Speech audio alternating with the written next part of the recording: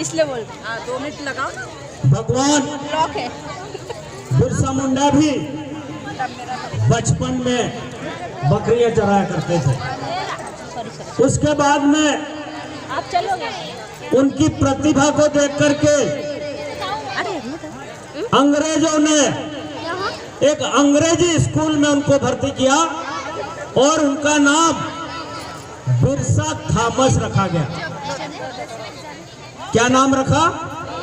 Birsa Thomas. भगवान बिरसा को 5 साल तक उन्होंने जर्मन क्रिश्चियन स्कूल में उन्होंने पढ़ाई करी और वहां का वातावरण उनको समझ में नहीं आया। वो अंग्रेजी स्कूल में अंग्रेजों के स्कूल में पढ़ाई करना नहीं चाहते थे। क्यों? कि उनका जमीर, उनका जो ब्लड था, उनका जो खून था, वो एक वीर क्रांतिकारी का खून था। साथियों, हम लोग जो है, हमारे जितने साथी यहाँ बैठे हैं, हम लोग सिर्फ 18वीं सदी की बात करते हैं, हम 19वीं सदी की बात करते हैं, हम लोग 20वीं सदी की बात करते हैं, हम लोग 21वीं सदी की बात करते हैं, लेकिन इससे आगे कोई नहीं जाता। क्यों? कि इसके आगे का कोई इतिहास नहीं है। इस भारत देश में सर्वप्रथम द्रविड़ आए, उसके बाद में आर्य लोग आए, उसके बाद में मुगल आए और उसके बाद में अंग्रेज आए।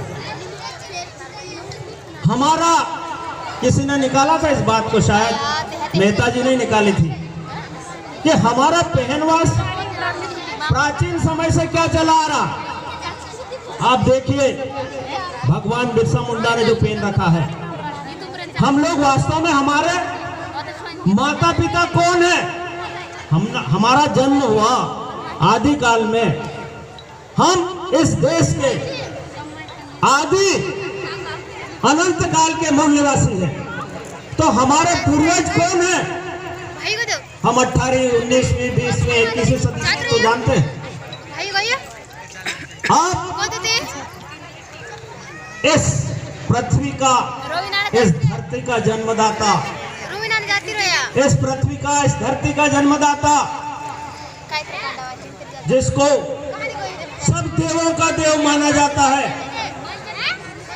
जिसको सब देवों का देव माना जाता है, और वो है हर हर महादेव, या जिसको हम भगवान भोलेनाथ कहते हैं। उनकी ड्रेस, और आज भी हमारी ड्रेस देखिए, मिलती है या नहीं मिलती है? मिलती है या नहीं मिलती है? हम लोग जो है, जो देवों के देव है, उनकी संतान है। और यहाँ पर हमारे बहुत सारे स्वार्थी हैं, यहाँ पर हमारे बहुत सारे इस हिंदुस्तान में रहने वाले हैं।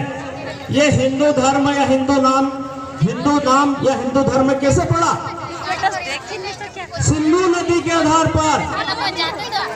जो सिंधु नदी है, बीच में आइए, जो मुगल आए थे, सिंधु नदी एक ऐसी नदी थी जिसको पार करना बहुत कठिन था।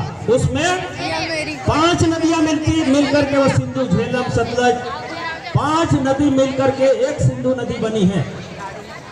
उस सिंधु नदी के इस पार रहने वालों को, इस पार रहने वालों का जो ये हिंदू जो है, ये अभ्रंश शब्द है।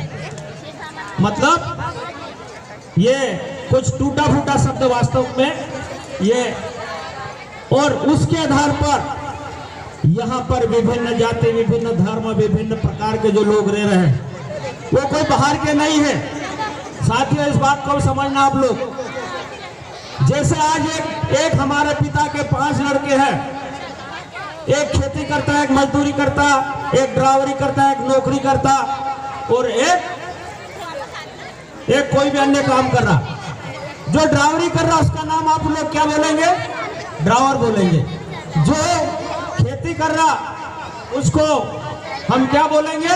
किसान बोलेंगे। और जो नौकरी कर रहा उसको बाबूजी बोलेंगे। और जो मजदूरी कर रहा उसको मजदूर बोलेंगे।